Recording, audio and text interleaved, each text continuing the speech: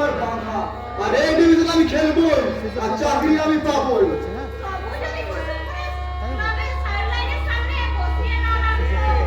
তুই আর বলিস না, সারা জীবন তো খেলেই গেছিস, কই গোল তো করতে পারলি না।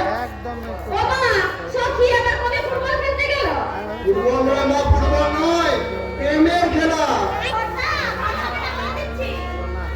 ওরে মুকুড়ি, মাঝ মাঠে শুধু ড্রিবলিং করলে হবে না, বিপক্ষ খেলোয়াড়কে কাটিয়ে গোল করাটা হলো ফুটবল খেলার আসল সার্থকতা।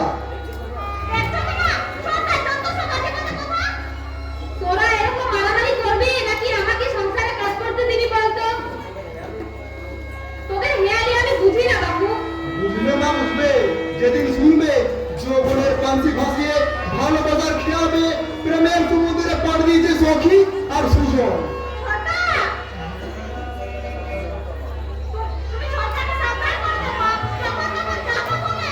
কি বলবি তুই? বল বল, কি বলবি?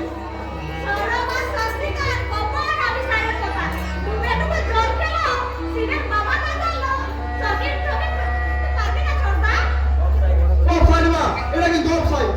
পেনাল্টি বক্সে ঢুকে বল কিক করার জন্য এটা কিন্তু গোল নয়। তুমি বলো এই সংসারে রেফারি? রেফারি? হ্যাঁ মা, হ্যাঁ তুমি তো শুধু ভাঙা সংসারটা করতেই নও, আর আমাদের মতো হতভাগাদের জরুরিও নও। তুমি বলে এই সংসার ফুটবল মাঠে রেফারি। বাবা গোল দিয়ে দাঁড়িয়ে আছে দেখে দাদা খেলছে সেন্টার ফরওয়ার্ড। হ্যাঁ হ্যাঁ, বড় বেকার এত বড় সংসারটাকে টেনে নিয়ে যাচ্ছে। তোর বাবা এখন বেকার, তাই তোর দাদার উপর নির্ভর করছে তোদের ভবিষ্যৎ, এই সংসারের ভবিষ্যৎ। আর এখন তুই। আমি খেলে যাবো সেন্টার হাফে, ব্যাক থেকে বাবা বল পাঠালে সেই বল আমি পাস দেবো সেন্টার ফরওয়ার্ড দাদাকে। দাদা বল পেয়ে বিপক্ষ থেকে সমস্ত বাধা অতিক্রম করে ছুটে চলেছে সমস্ত দুঃখ দারিদ্র অবহেলাকে পিছনে ফেলে।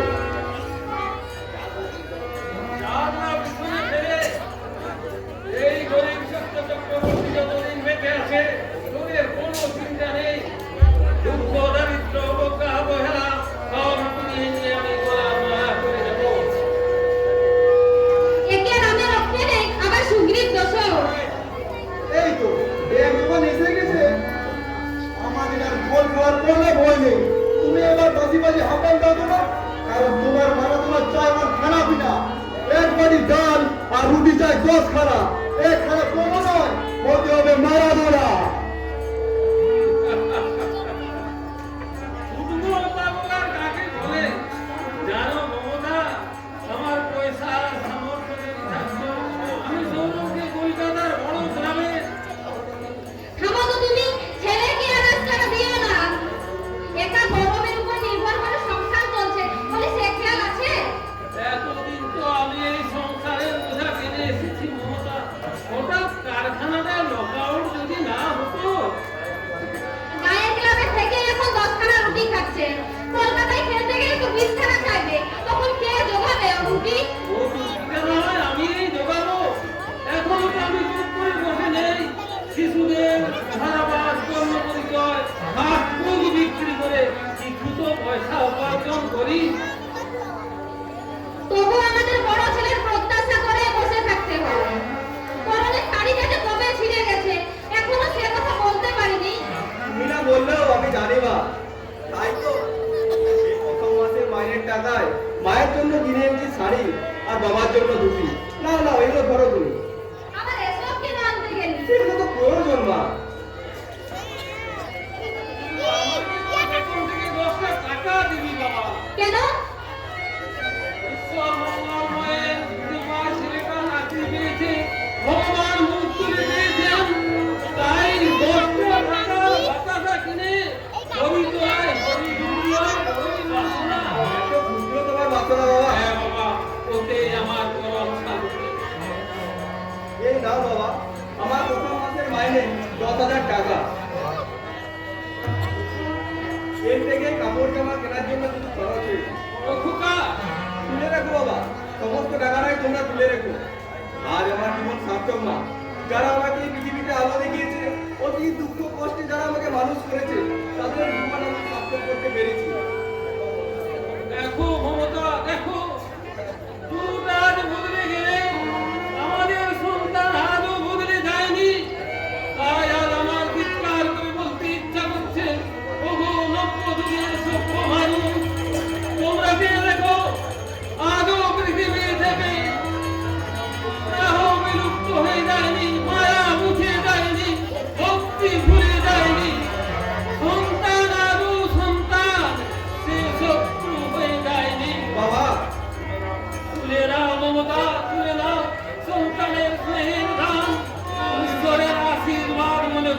মাথায় তুলে নাও।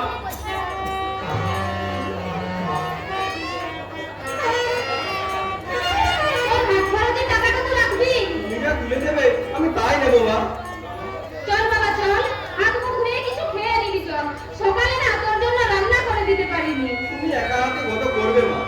তাই বলি রান্না করতে যদি না পারো তাহলে করো না, দুপুরে লাস্টটা আমি অফিস ক্যান্টিনে খেয়ে নেবো। ক্যান্টিনে খাবি আমি জিতে যাওয়ার পর। এখন চল কিছু খেয়ে নিবি চল। জানো মা, আজ আমার অফিসের মিস্টার মুখার্জি বাবু ও যে তোর খোঁজ খবর নেয়, বাড়িতে কে কে আছে সব কিছু জিজ্ঞেস করে। হ্যাঁ, আমার অফিসের ব্রাঞ্চ ম্যানেজার মিস্টার নির্মল মুখার্জি। তা কিছু বলছিল নাকি? হ্যাঁ, এবার তো একদিন বললো, ওরে বাবু আপনার মা বাবাকে দেখতে খুব ইচ্ছে করছে। তা তুই কি বললি? বললাম চলুন একদিন আমাদের বাড়ি। আর উনি কি বললেন? উনি বললেন যাবো যাবো, একদিন না বলে হঠাৎ করে ঠিক চলে যাবো। তুমি বলো মা, এই কথা কোনো মানে হয়? আচ্ছা আসুন না, হঠাৎ করে এলে ও তোর ম্যানেজারের আমি যত্নার্থীর কোনো ত্রুটি রাখবো না। সখী, ও সখী, সখী আমি খেতে দিয়েছি আর ছোটটা ঘুরে ঘুরে খাচ্ছে। আর ওটা খাবার দেবি। বাহ, তুই তো বেশ কাজের মেয়ে হয়ে গেছিস। বল বল তো কি চাই? একটা বৌদি। কি বললি?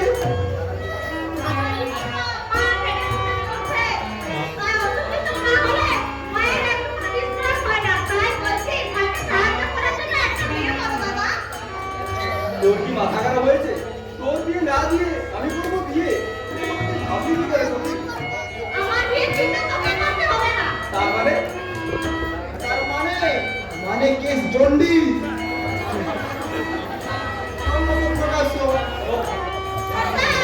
অফিসে ছোটবেলা থেকে চাকরি না হলে আমার পক্ষে বিয়ে করা উচিত নয়। সুখ না থাকলে সে আর কেউ দিতে পারে না। বলে তোর বয়সী ছেলেরা এখন ছেলে বউ নিয়ে ঘরে সংসার করছে। তুমি বুঝতে পারছো না? হ্যাঁ দাদা, তুমি আমাকে নিয়ে একদম ভেবো না। আমি এই ডিভিশনে খেলবো আর চাকরি আমি পাবো। তুই আর অবাক করিস না বড়, এই সামান্য দাবিটুকু আমাদের পূরণ কর বাবা। তোমার কষ্ট আমি বুঝছি বা, কিন্তু এই যুগের মেয়েকে ঘরে বউ করে নিয়ে এলে তুমি সুখ শান্তি পাবে না। কিন্তু খোকা, আমার এক বন্ধু বিয়ে করে একেবারে জুমু অবস্থা, অথচ বিয়ের আগে সে ছিল সদা প্রফুল্ল, দিল খোলা, আর এখন তার মুখে ছিল আষাঢ়ের মেঘের মতো কালো।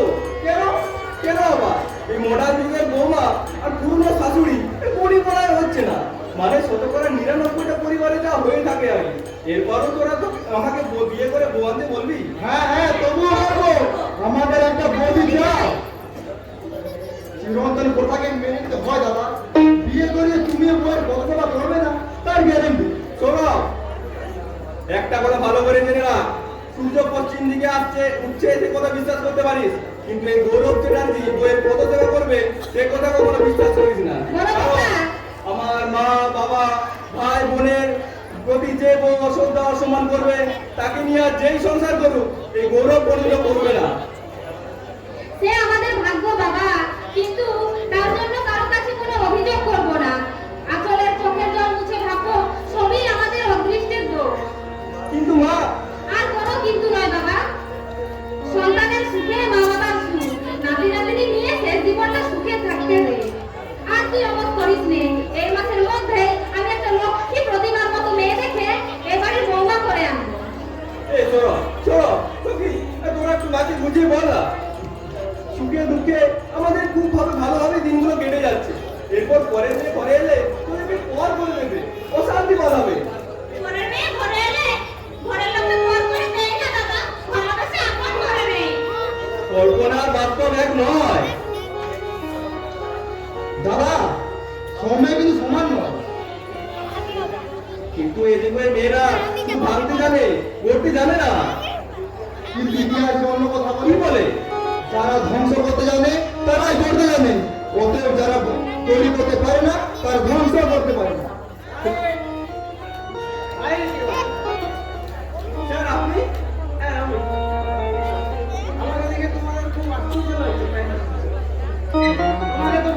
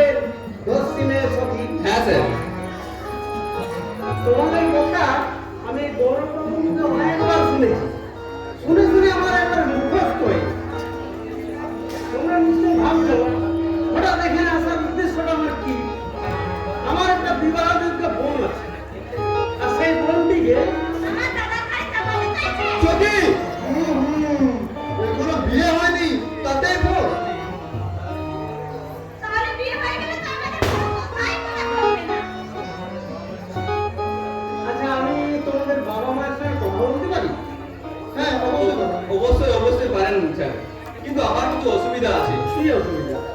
আর সদ্য এই সবেমাত্র চাকরি আর লেখাপড়া শেখাতে আমার বাবা প্রচুর ঋণ নিয়েছে, আর সেই সব ঋণ তো আমাকে শোধ করতে হবে। আরে সেটাই তো উপযুক্ত ছেলের কর্তব্য। আর ঘরে বিবাহযোগ্য বোন আছে, বেকার ভাই আছে, আর ভালোভাবে বাঁচার মতো এই বাড়িটুকুও নেই। কাজে এই মুহূর্তে আমার পক্ষে বিয়ে করা সম্ভব নয় স্যার। সম্ভব নয় বলে আর শুনছে কে? উনি যখন বাড়িতে বিয়ের প্রস্তাব নিয়ে এসেছেন তখন তোমাকে ওখানে বিয়ে করতে হবে দাদা। আসুন আসুন, আমার সাথে বাবার কাছে আসুন তো। বিয়ের ঘর থেকে উড়ে বেঁচেছে প্রজাপতি। তোমার মেয়ে বসেছে, সেই ঘরের মেয়ে হবে আমাদের বৌদি। আসুন, আসুন, মায়ের সাথে আমার কাছে। ডোন্ট ওয়ারি দাদা, আমি গ্যারান্টি দিচ্ছি আমার বোন পিয়ালি মোটেই খারাপ মেয়ে নয়। সে আদর্শ শিক্ষায় শিক্ষিতা। আশা করি পিয়ালিকে বিয়ে করলে তুমি সুখী হবে গো। সখী, শোনো শোনো, কে কার কথা শোনে? মেঘ যখন উঠেছে বৃষ্টি নামবে।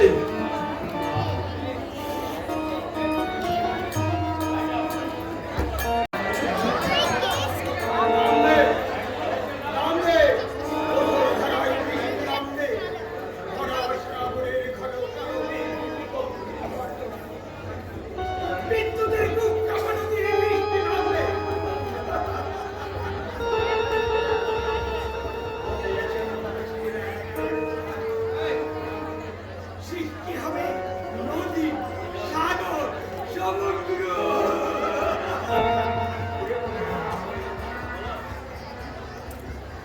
ধুয়ে মুছে সব হয়ে যাবে এই মানুষের অভিশাপ লোভ, লালসা,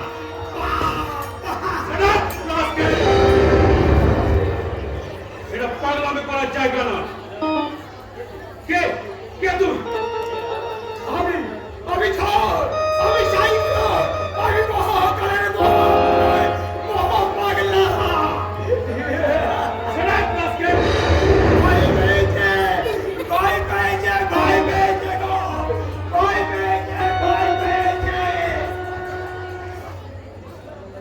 আচ্ছা আচ্ছা, তুমি তুমি স্বাধীনতার মানে জানো? দেখেছো দেখেছো কখনো সেই স্বাধীনতাকে? না না, ওসব দেখার আমার সময় নেই। তা থাকিবে কেন, তা থাকিবে কেন? তোমরা যে ভাঙার নেশায় মত্ত, পাগলা, তোমরা কংস রাজার বংশধর, ওই মির্জাপুরের রক্তবাহক। এর মুখ ভেঙে দেবো সুবলের বাচ্চা। তা তো দেবেই গো, তা তো দেবেই গো। না হলে ওই মায়ের পায়ে বেড়ি পোড়াবে কেমন করে? ওই ভাইয়ের হাতে শৃঙ্খল পোড়াবে কেমন করে? ওই মা বন্ধুর ইজ্জত নষ্ট করবে কেমন করে? পাগলা, আমি তোমাদের সাবধান করে দিয়ে যাচ্ছি, কলির বিভীষণের দল। আমার বাবা যদি তোরা ষড়যন্ত্র করে ওই মায়ের পায়ে বেড়ি পোড়াতে চাও, তোদের সব কথা বেইমান বিশ্বাসঘাতককে আমি গুলি করে মারবো।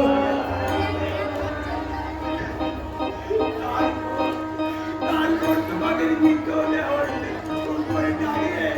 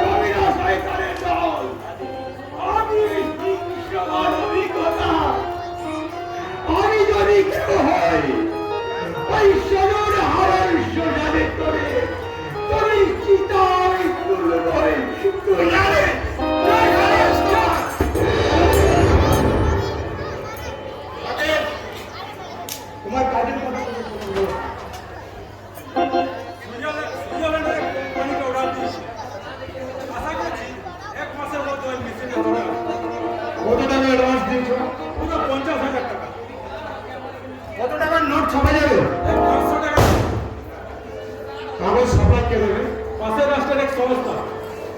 ওকে, ইউ মে গো ডাউন। আমার টাকাটা এই নেবে। আর আসার সাথে সাথে তোমার টাকা পেয়ে যাবে। তবে হ্যাঁ, ভালো কথা, যদি পারো একবার আমার ম্যানেজারের সঙ্গে দেখা করো, নতুন কাজের কিছু সন্ধান পেতে পারো। ওকে বস, ওকে বস। আমি বিজয় চৌধুরী, স্বাধীনে ভগবান নামে শয়তান। বিজয় চৌধুরী যেমন শিয়ালের মতো দ্রুত, তেমনি নেকড়ের মতো হিংসে। ঠিক লোকের দ্বারাই ঠিক কাজ বুঝিয়ে নেওয়া আমার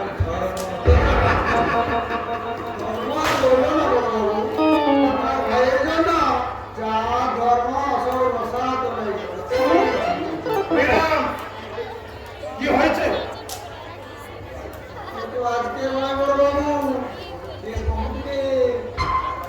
আর মানে ওই যে গানে আছে না, কীর্তি কাটালে না লাগে কাটালে না।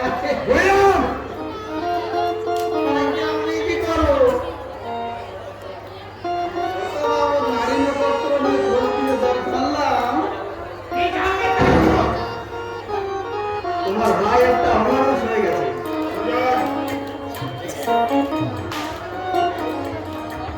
আমাকে তুমি ডেকেছো?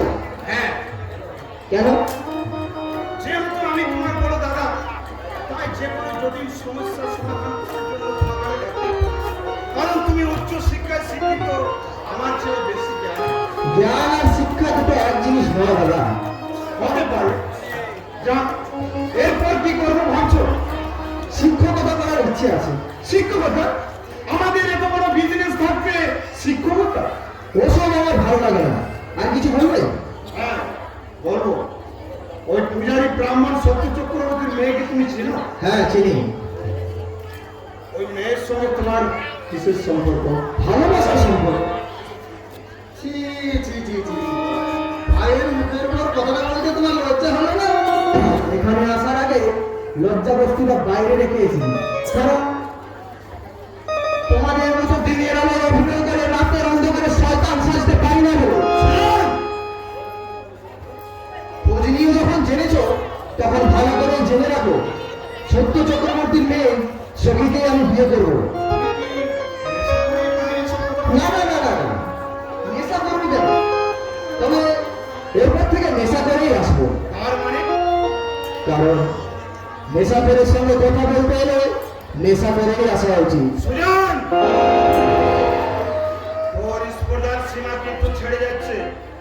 তুই চিনিস শুধু এই বিজন চৌধুরী তোর দাদা, কিন্তু তুই জানিস না আমার কালো ইতিহাস। তুই চিনিস না আমার অন্ধকারের জগৎ, যার নামে সারা কুসুম থর থর করে কাঁপতে থাকে, যার খেয়াল খুশির উপর নির্ভর করে তার ভবিষ্যৎ। আমি সেই বিজন চৌধুরী। জানি জানি, আমিও জানি যে সম্পদের অহংকারে তুমি আজ মুক্ত, সেই সম্পদের অর্ধেকের মালিক কিন্তু আমি। তোকে একটা খানা করেও আমি ভাগ দেবো না, যা তুই কি করবি? বিষয় সম্পত্তি অর্থ অভিজাত্য আমার কাছে তুচ্ছ দাদা। তাই তাই আমি স্বেচ্ছায় তোমাকে আমার সবকিছু দিয়ে ছবির হাত ধরে বলিয়ে যাবো পথে। তবুও তুই ফুলের ব্রাহ্মণ মেয়ে সখীকে বিয়ে করবি? হ্যাঁ, কারণ কারণ ভালোবাসা ধনী গরিবের কোনো পার্থক্য করে না। সত্য চক্রবর্তী যদি এখন গরিব নেই, বড় ছেলে অফিসারে চাকরি পেয়েছে, মোটা টাকা ইনকাম, তা সত্য চক্রবর্তী এখন পড়া না। আহ, তুমি থামো ম্যাডাম। আমি যদিও কাউকে ভালোবাসতে পারিনি, তাই বলে তোমার ভালোবাসা কোনো মর্যাদা করতে চাইনি না। ওই সত্য চক্রবর্তীর মেয়ে সখীকে তুমি বিয়ে করে আমার বাড়িতে নিয়ে এসো বলবো। দাদা, তবে তার জন্য তোমাকে 1 মাস অপেক্ষা করতে হবে। আমি জানতাম দাদা তুমি এত কঠিন, এত নির্দয় হতে পারবে না। পারতাম যদি তুই আমার ভাই না হয়ে অন্য কেউ হতিস। আমি আমি তোমার কথা মাথা পেতে নিলাম দাদা। তুমি তুমি আবারও প্রমাণ করলে ভাই যতই খারাপ হোক তবু সে ভাই। ভাই কখনো শত্রু হয় না। ও ভাই কখনো শত্রু হয় না। এটা কি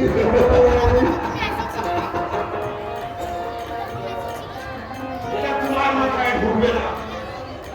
এ অত্যন্ত এক জটিল বৈষয়িক ব্যাপার।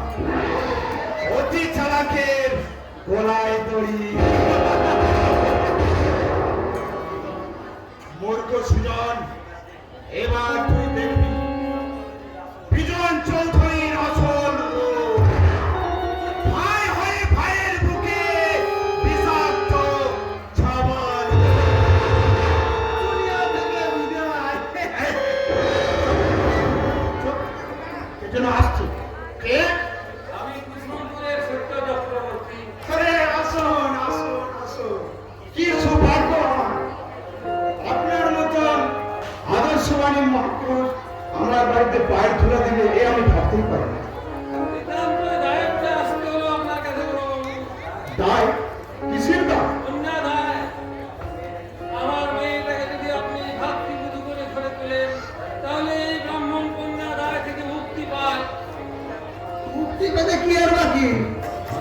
তোমার মেয়ে তো যৌবনে জল তরঙ্গ সাজিয়ে ছোট বাবুর মাথাটা আগে ওই বিজলি দিয়েছে। গায়েন বাবু, শুনলাম আপনার বড় ছেলে নাকি ব্যাংকে চাকরি পেয়েছে। যার ঈশ্বরের অশেষ করুণায় ছেলেটা চাকরি পেয়েছে। উপযুক্ত বরপণ দিতে পারলে তবে আপনার মেয়ের সঙ্গে এইবারে বউ হয়ে আসবে। আমি যথাসাধ্য চেষ্টা করবো বড়বাবু। মনে রাখো চক্রবর্তী, তোমাদের লাভ নয় কুমড়ো। যত পাকবে তত দাম বাড়বে, যত পাকবে তত দাম বাড়বে। সুজন কি বললো না বললো তো আমার জানার প্রয়োজন নেই। চৌধুরী বাড়ির উপযুক্ত বরপণ দিতে পারলে তাহলে এক সপ্তাহের মধ্যে ওই সুজন আর সখীর বিয়ে হবে। তবে কোনো আনন্দনে নয়, কোনো লোক জানা যাবে না। গোপনে হবে সুজন আর সখীর বিয়ে। তাই হবে। আমি যথাসাধ্য দেওয়ার চেষ্টা করবো বড়বাবু। শুধু আমার মেয়েটাকে আপনার পায়ে ঠাঁই দিয়ে এই বৃদ্ধ ব্রাহ্মণকে কন্যা দায় থেকে মুক্ত করুন। মেয়ের বাবা না হয়ে কেউ বুঝবে না কন্যা দায়ের কি বেদনা বিধুর জ্বালা। এই জ্বালা থেকে আমাকে মুক্তি দিন বড়বাবু, মুক্তি দিন। মুক্তি। আমি বিজন চৌধুরী। সারাদিনে ভগবান, রাতে শয়তান। আমার কাজ শেষ, এবার তোমার কাজ শুরু করো।